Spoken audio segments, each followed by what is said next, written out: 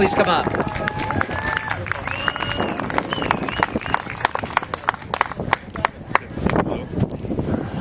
All right, a few very brief remarks on a very different approach. I wasn't even going to do this, but I was just thinking of the debate. You know, the debates. Remember those? Remember the debates? That debate. So I remember the questions came up about where your money's invested, and he went, "Your money's in China," and he goes, "Well, your money's in China too." And everybody remember that? How many people here have money invested in China? Everybody, raise your hand.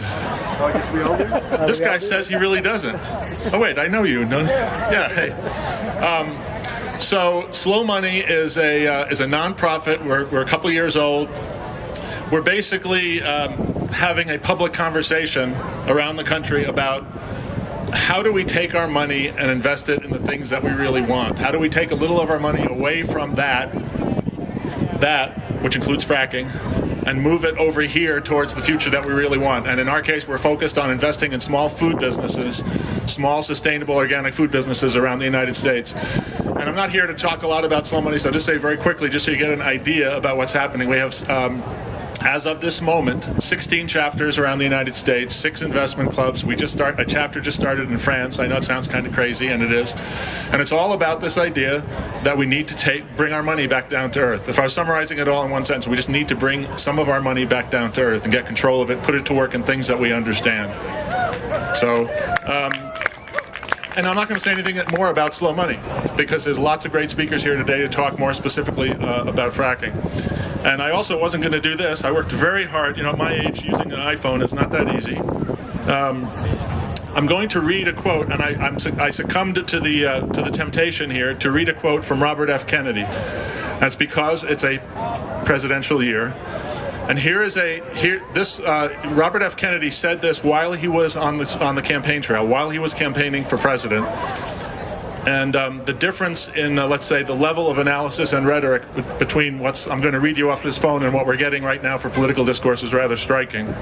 The topic is not fracking per se, but it's about the disconnect between our obsession with markets and market growth and the Dow Jones Industrial Average and the discrepancy between that and our actual well-being individually and as a people.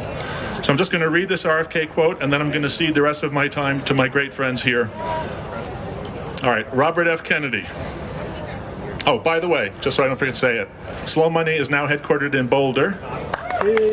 And we do have a national conference April 29th and 30th in Boulder. We haven't even sent out a save the date or anything. So anybody who's around who might want to find out more about Slow Money, there'll be people from all over the country and a few foreign countries in Boulder April 29th and 30th. All right, Robert F. Kennedy. We will find neither national purpose nor personal satisfaction in a mere continuation of economic progress, in an endless amassing of worldly goods. Now just remember, he was running for president. This is a few months before he was killed. We cannot measure national spirit by the Dow Jones average, nor national achievement by the gross national product.